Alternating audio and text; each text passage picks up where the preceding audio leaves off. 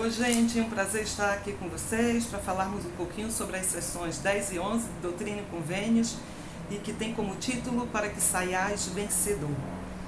E quando nós abrimos já a sessão 10, nós podemos observar aí que o Senhor está restituindo a Joseph Smith o dom de poder traduzir as placas. Quando a gente pensa, porque o Senhor está restituindo, é porque ele havia perdido esse dom. E a gente pode ver isso lá na sessão 3, quando o Senhor vai lá e repreende a Martin Harris e a Joseph por terem perdido as 116 páginas que eram a tradução que eles haviam realizado. Então, na sessão 10, o Senhor diz que isso aconteceu, ele fala a Joseph diretamente, porque ele confiou em um homem iníquo. Então, esse homem iníquo que o Senhor está se referindo é exatamente a Martin Harris. E aí vocês podem pensar assim, mas como, Martin Harris foi aquela pessoa que acreditou em Joseph quando muitos não acreditaram, ele se tornou o escrevente de Joseph e financiador da publicação do livro de Mormon, porque um homem iníquo, que estava disposto até mesmo a investir seu dinheiro nessa obra. Mas nós sabemos que nesse episódio específico, Martin Harris, ele desprezou as revelações e o conselho do Senhor, quando foi dito que ele não deveria levar esses manuscritos, que ele queria tanto mostrar à sua esposa e alguns amigos, alguns parentes. Então o Senhor disse várias vezes não, mas por insistência dele, o Senhor acabou permitindo, com a condição de que ele protegesse, de que ele cuidasse desses registros. Mas ele foi negligente, e por conta da negligência dele, esses registros foram roubados e ele pôs em risco toda a obra do Senhor. Então ele foi iníquo, sim, por atrapalhar aí os propósitos do Senhor. E porque a sua decisão trouxe consequências. Joseph, inclusive, recebeu aí a sua punição. Ele ficou sem os registros, ele ficou sem poder fazer a sua tradução, ele perdeu o seu dom. Então o Senhor lembra Joseph mais uma vez. Muitas vezes pessoas bem intencionadas, ao não ouvir os conselhos do Senhor, eles podem atrapalhar a obra do Senhor. Joseph, certamente, nós vemos aí no livro Santos, nos registros da igreja, de como Joseph ele sentiu pesar e de como a sua mente ela foi escurecida, de como ele clamou pelo perdão dos seus pecados, de como ele se arrependeu e de como o Senhor vai lá e restitui esse dom. E o Senhor dá um conselho muito específico para Joseph, que serve para todos nós, quando o Senhor diz que não corrais mais do que as tuas forças te permitem. E certamente o Senhor sabia o coração de Joseph. Ele passou um tempo sem traduzir e certamente agora ele queria recuperar o tempo perdido. Ele queria fazer tudo de uma única vez. E o Senhor está dizendo para que ele seja diligente, que ele faça as coisas com ordem, mas ele faça à medida da possibilidade, à medida que for possível. Então, é interessante a gente perceber esse conselho para a nossa vida, que muitas vezes a gente corre tanto, e a gente precisa estabelecer o que é prioridade. A gente precisa entender que muitas vezes ser organizado, ser diligente, é muito mais importante do que a velocidade. Desde que a gente começou aí o trabalho remoto, eu me deparei com essa situação. Como eu sou coordenadora em uma escola e eu estou em teletrabalho, então são muitos alunos, pais, professores, o tempo inteiro me procurando. Então muitas vezes eu estou 24 horas no ar, às vezes eu estou sábado, domingo, quando eu vejo tem alguém me ligando, tem uma mensagem à noite, em vários horários, e isso estava me angustiando muito. E esta semana, quando eu estava lendo Doutrina e Convênios, fazendo meu estudo, essa escritura me tocou profundamente, porque eu já estava beirando ali o estresse. Então, nesse momento eu parei e disse, opa, eu tenho que estabelecer prioridades. Vamos organizar aqui. Então eu estabeleci horários, agora quem quer falar comigo é tal hora, professores nós vamos fazer dessa maneira, pais vamos fazer dessa maneira. Gente, e que alívio que foi! Então muitas vezes o que nós precisamos é só adequar a nossa vida, é ver o que é mais importante e estabelecer regras, estabelecer a ordem. É assim que funciona. Então o Senhor estava falando isso para Joseph também, né? Você não deve correr mais do que você pode. Uma coisa de cada vez, ser diligente, fazer bem feito, fazer organizado é muito mais importante do que fazer na velocidade. Nessa sessão ainda, Doutrina e Convênio 10, o Senhor vai detalhar para Joseph qual era o plano de Satanás, né? E ele diz exatamente que esses homens que roubaram essas placas, eles tinham o intuito de fazer desacreditar o profeta. Porque qual era a intenção deles? Era mostrar uma tradução completamente diferente e dizer que Joseph não era um profeta de Deus. Então, olha que situação, né? Que estaria o profeta. Imagina, a gente pensa na mídia local da época. Imagina, se fosse hoje, ele estaria no Face, ele estaria em todos os canais de comunicação, como um falso profeta, como alguém que não consegue fazer uma segunda tradução exatamente igual, sendo que essa primeira tradução teria sido corrompida pelos homens. Eu passei por uma experiência interessante, e há algum tempo eu faço tradução também. E um dia um amigo me pediu para fazer uma tradução de uma carta. Aí eu fiz a tradução de uma carta para ele. E alguns dias depois ele chegou com uma outra carta e disse que eu tinha feito a tradução errada. E aí eu peguei a carta, fui olhar, né, do que se tratava e o que eu observei? Uma outra pessoa também fez a tradução da mesma carta. Ela usou sinônimos, ela mudou a estrutura, texto, ela mudou frases, parágrafos e ela acrescentou outras coisas. Então, é muito interessante como é muito subjetivo esse processo de tradução, porque depende da pessoa, do olhar que tem a pessoa. Então, nesse caso, eu fui lá mostrar para o meu amigo que, na verdade, a pessoa acrescentou coisas que não havia na carta. Eu tentei fazer uma tradução o mais literal possível. E que a carta dela, inclusive, tinha ficado muito boa, né? Cabia a ele escolher, mas realmente eram coisas diferentes por isso. E que no processo de tradução você tem sinônimos. E que realmente você, ao trocar um parágrafo ou uma frase, você está dizendo a mesma coisa, mas você muda a estruturação. Então, assim, foi só um exemplo simples para a gente ver como é complexo em uma tradução. Agora, imagina Joseph, que nem conhecia o idioma, que estava traduzindo, né, com instrumentos aí e com ajuda diretamente pelo poder de Deus. Um idioma antigo, difícil, e ao fazer toda essa tradução e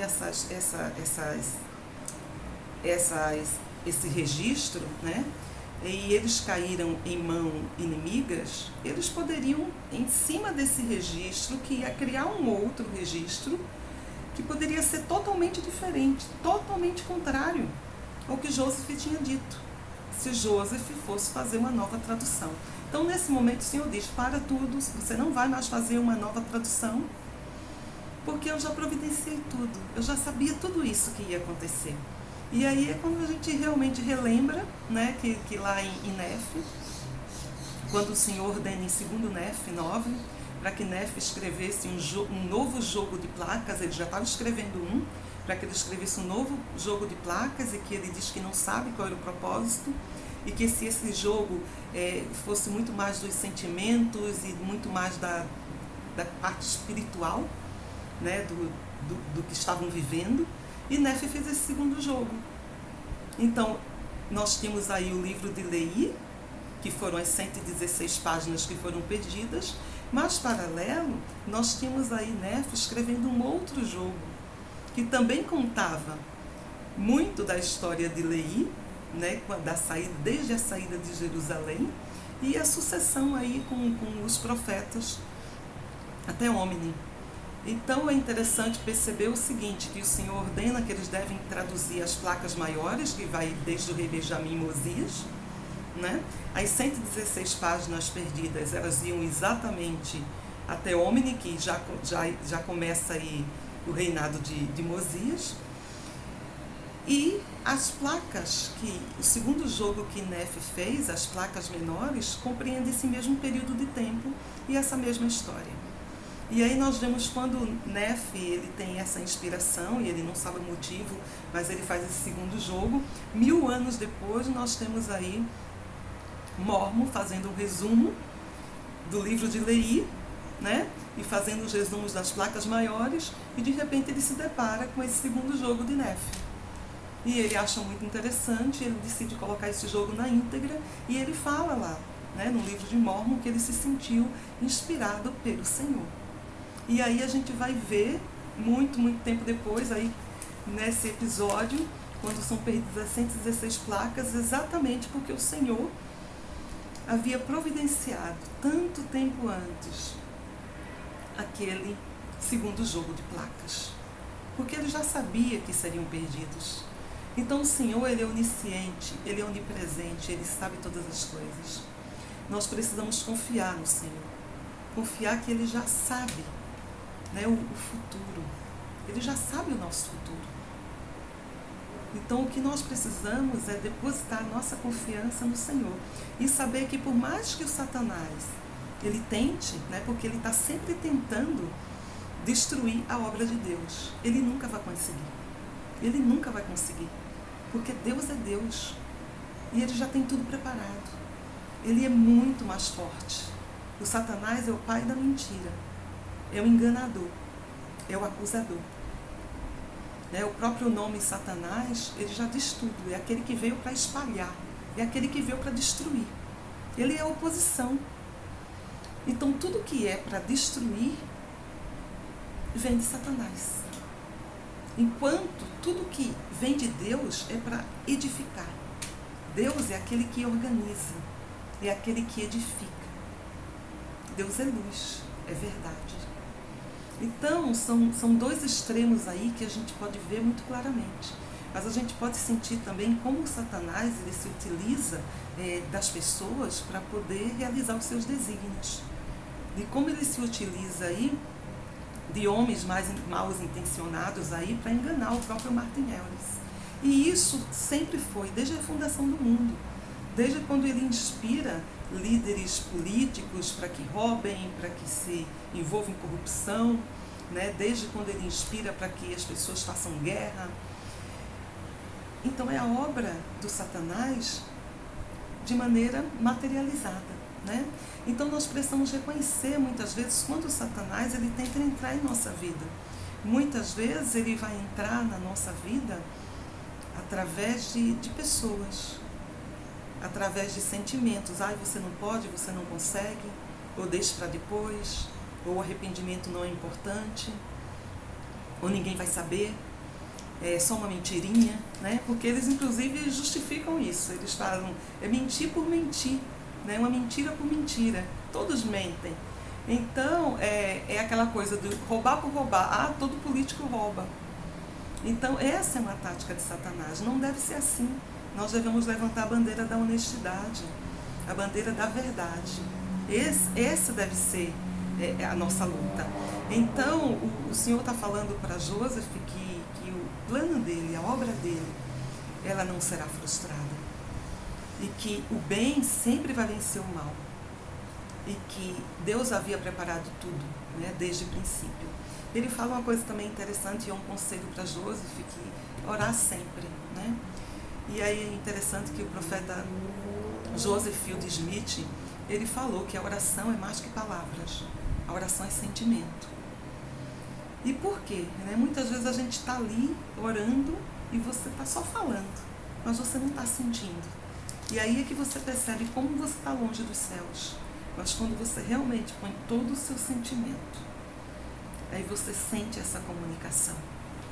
Em Doutrina e Convênios 11, é muito interessante porque é o Senhor falando para Jairo, né, falando da vontade dele para Jairo. Então ele fala sobre pregar o Evangelho, que o campo está pronto. Jairo era o irmão de Joseph. E ele fala para Jairo que ele deve, primeiro, né, obter a palavra, para depois poder pregar a palavra. Então é muito importante que a gente conheça as Escrituras, que a gente conheça a vontade do nosso Pai Celestial, que a gente saiba, né, a doutrina de Cristo, que nós sabemos realmente aquilo que nós acreditamos, para que a gente tenha condições de defender a nossa verdade, de prestar o nosso testemunho, de edificar as crenças comuns aí para outras pessoas. Eu só vou poder fazer isso se eu souber pelo menos o que eu acredito, o básico da minha religião, para poder pregar a palavra. Então, ele dá muitos conselhos para Hiram, né? Ele dá muitos conselhos para Hiram no sentido de realmente fazer o bem, de ser iluminado, né, pelo Senhor. Ele fala sobre os dons dele. E ele fala, inclusive, sobre a revelação pessoal, né, sobre a importância da revelação. Então, nós temos escutado falar muito, né, ultimamente, através do nosso profeta Nelson, sobre a revelação pessoal. E a revelação pessoal, ela é tão importante na nossa vida, porque vai nos ajudar a reconhecer, né, e a ter o Espírito conosco, a reconhecer o certo do errado, a reconhecer as artimanhas sacerdotais, a reconhecer, por exemplo, né, quando o inimigo está se utilizando muitas vezes de outras pessoas. O inimigo muitas vezes ele pode estar na igreja, né? Uma pessoa que vive sempre criticando, sempre apontando o dedo, ela pode estar fazendo esse papel do inimigo, causando a discórdia, né? Muitas vezes o inimigo vai estar na política, vai estar na mídia, e aí nós precisamos ter os olhos muito atentos para guiar a nossa vida, né? Para saber até onde tem a influência do Satanás e como muitas vezes nós podemos ser enganados por essa influência. Ele fala ainda para Hiram a importância do arrependimento, que a doutrina de Cristo, ela é o arrependimento. Então é interessante pensarmos que o arrependimento, ele está lá no alicerce dessa doutrina. Tudo começa com arrependimento. Nós vimos que Martin Harris, ele se arrependeu do que ele fez, de haver insistido tanto para levar as 116 páginas traduzidas. Depois ele perdeu. E foi tão grande o arrependimento que, por conta desse arrependimento, lhe foi permitido ver as placas de ouro, né, ver o original aí, e ser uma das 3 testemunhas. Nós vimos aí várias situações da vida de Joseph. Não era porque ele foi chamado um profeta que ele era perfeito, ele precisou se arrepender em vários momentos da sua vida. Olha, a gente vê quando ele acha que cometeu algumas leviandades na juventude e ele se arrepende amargamente por isso. Nós vemos quando o anjo Moroni aparece para Joseph e logo em seguida, quando ele tem a oportunidade de ir ao Monte Cumora, no caminho ele já vai pensando como as placas poderiam ajudar a família dele a sair da pobreza, da miséria. E como ele acaba sendo impedido aí por anos de obter essas placas por isso. Nós vemos aí o quanto ele, por ser intimidado pelos homens, Martin Harris é meu amigo, está me pedindo esse favor, vai financiar as publicações do livro, é a pessoa que está do meu lado, é um fazendeiro influente. O quanto temer os homens fez com que Joseph orasse ao Senhor e cedesse e deixasse Martin Harris levar as 116 páginas. E novamente está Joseph arrependido. Então esse arrependimento, ele faz parte do processo de ser humano. Eu e você vamos errar muitas vezes. E quantos erros nós já cometemos? Nós precisamos, nesse processo, entender que nós precisamos nos arrepender, que o arrependimento deve ser algo diário, constante, mas que principalmente é um processo que vai nos tornar melhores. Que esse arrependimento seja tão sincero que a gente não tenha mais vontade de praticar aquele erro. E que a gente tenha uma mudança de vida e uma mudança realmente de coração. É isso que faz o arrependimento quando nós nos arrependemos de verdade. Não somos seres perfeitos, estamos aqui em construção. Somos seres humanos. Mas esse ser humano nos diz que nós precisamos ser melhores e nós temos um potencial a atingir. e que esse arrependimento precisa ser um processo diário. E esse processo, para que a gente vença as nossas fraquezas, é o quê? São com metas, leitura das Escrituras, oração, jejum, gratidão, disposição para fazer o bem. É isso, gente. Até a próxima.